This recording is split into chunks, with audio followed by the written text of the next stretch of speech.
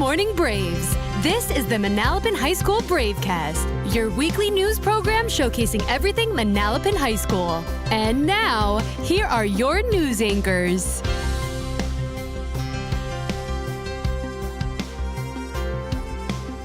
Good morning, Manalapan High School. Today is Friday, February 7th. I'm Jane Patzer. And I'm Shane Klompus. Welcome back to the Bravecast.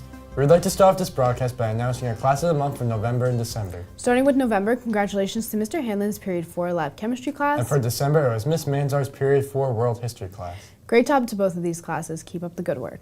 Now, we'd like to take this opportunity to highlight the Manalapan's Consumer Bowl team. Olivia, Nicole, Dominic, and Chris represented our school well, finishing in second place. What a great opportunity for these students. And now, Braves, please stand for the Pledge of Allegiance led by 3 of our ice hockey players.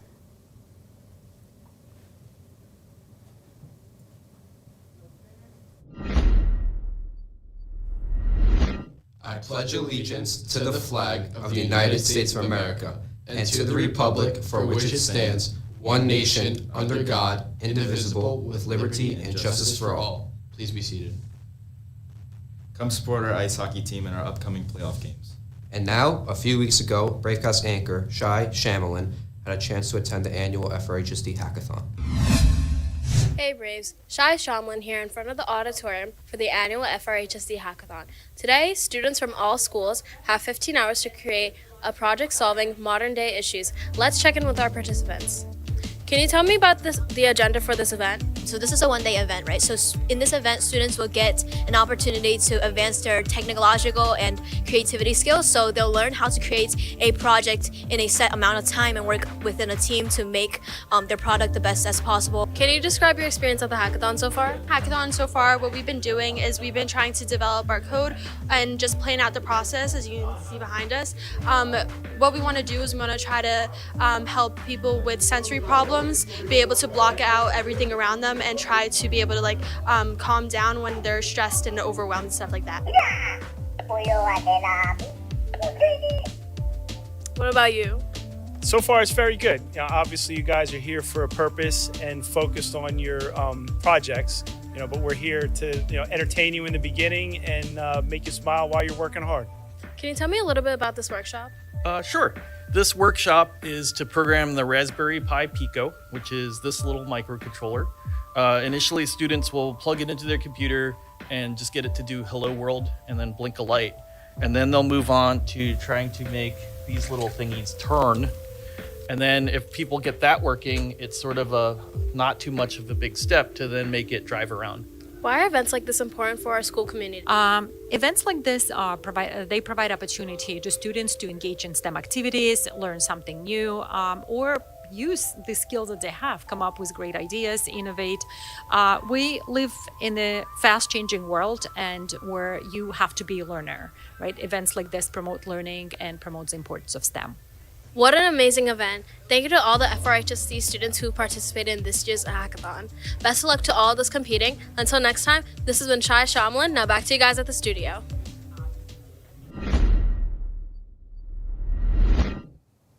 Thanks, Shai. Great job to all the people who participated in this year's FRHSD Hackathon. Braves, the student government is excited to announce that BOTC is back again on April 10th. Applications are now posted in each rural classrooms. To be on your grades teams, please return a completed copy to A201 or E204. Speaking of next Friday, International Day is back. If you're interested in becoming a model or performer, please speak to Miss Molina in room E203. Stay tuned for next week's broadcast for a live interview about this event. February is Black History Month, a time to recognize the achievements, contributions, and impact of Black Americans to our history. It's a chance to learn, reflect, and celebrate the voices that have shaped our society. Throughout the month, we encourage everyone to take the time to recognize and appreciate the significance of Black history in shaping our world today. Today marks the end of National Counseling Week, which recognizes the vital role school counselors play in student success. Their dedication helps students navigate academics, plan for the future, and overcome challenges. Manalapan High School thrives because of their commitment, compassion, and support. And now for this week's Culture Respect segment, Bravecast anchor Daniel Goldring interviewed staff and students about the impact of our school counselors.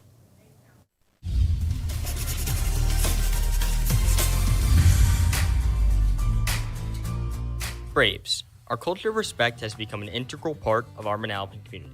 In honor of National School Counseling Week, It is more than deserving for our counselors to be highlighted for the hard work they put in each and every day. How has your school counselor helped you throughout your high school career? Well, Mr. Scandora is very helpful in giving me my accommodations and with helping me choose my schedule every year to have a schedule that suits me. Well, she's helped me adjust to all my new classes and helping me pick out certain classes that will fit to my best ability. My guidance counselor helped me by sending my transcripts to colleges.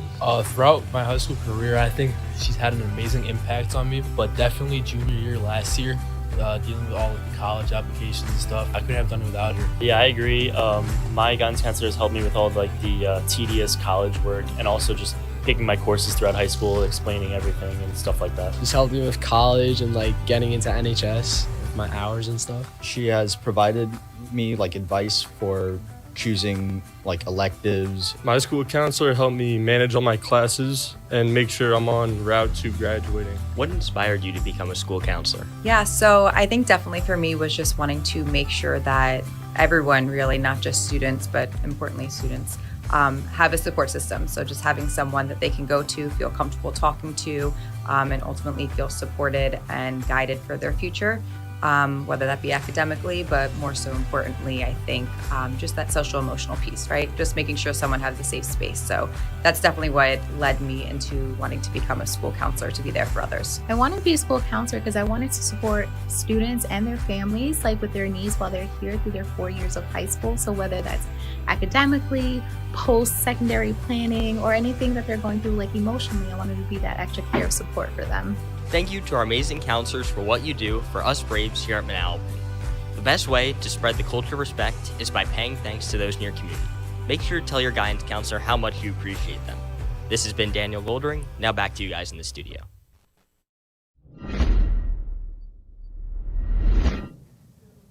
Hey Braves, welcome to this exclusive two-part Super Bowl Manalapan Minute. I'm Jules Patera. And I'm Jenny Passer. To kick off this Manalapan Minute, we'd like to go back to the middle of the NFL season when you all predicted who would be in this year's Super Bowl.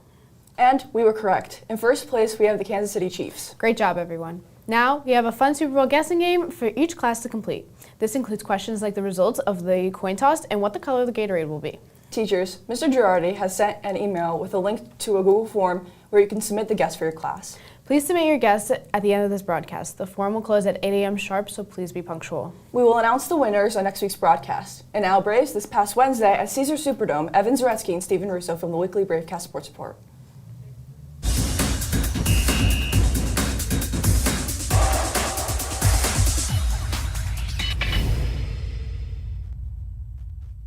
Evan Zaretsky joined by Stephen Russo inside of the Caesar Superdome, and this is your Manalapan Sports Report. Steven, I'll start off with this Sunday. You got the game of games, the Super Bowl. You have Jalen Hurts going up against Patrick Mahomes and the Chiefs, who have been the best team this season. Of course, they've got the refs on their side, but you talk about this Chiefs offense. They have Pat Mahomes as their quarterback, who has been the best quarterback in this league year in, year out.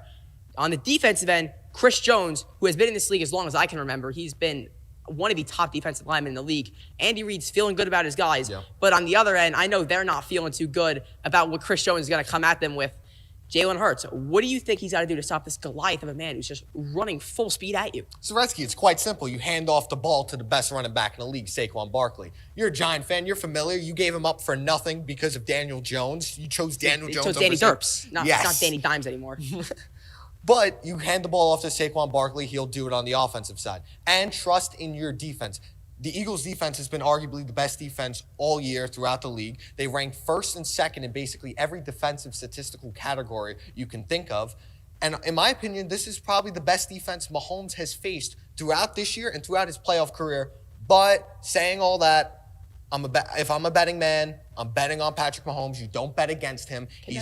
If he wins this game, we're going to have serious discussions about if he's the greatest of all time. Speaking of one of the greatest of all time we've had here in Manalapan those past few years, it's been Sophie Babineau, who's continuing her hot streak, undefeated so far this season. She recently won the Short Conference Tournament championships.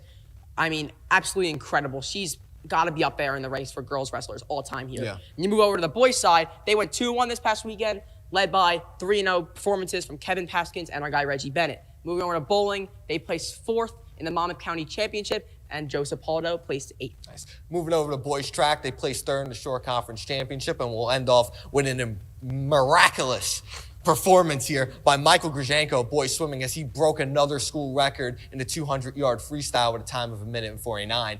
He broke that record by 3 seconds. I expect him to break more records going forward. And boys swim picked up a win against Shore, 101-66. Now let's throw it over to a Bravecast produced cheer hype reel.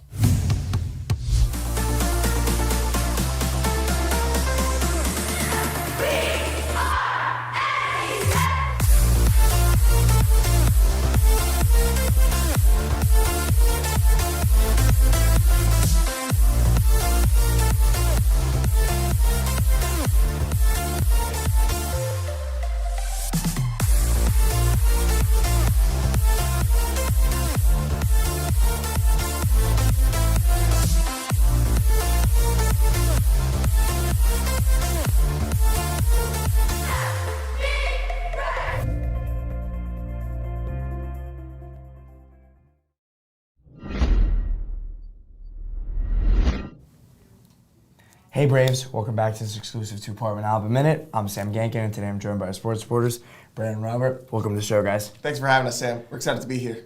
As we all know, the Super Bowl is this Sunday, so my question to you guys is, who do you think will win the Super Bowl this year? Well, Gankin, me and Robert are pretty divided on this. I'm going to have to go with the Chiefs. I got faith the Eagles will win. The Eagles are one of the most well-rounded teams, boasting a dominant defense and a strong offense. Saquon Barkley stands out as their greatest running back, possibly of all time, just 362 rushing yards away from reaching 3,000. That's including playoffs, which would be historic first in the NFL. He even accomplished his feat in college, proving it's possible.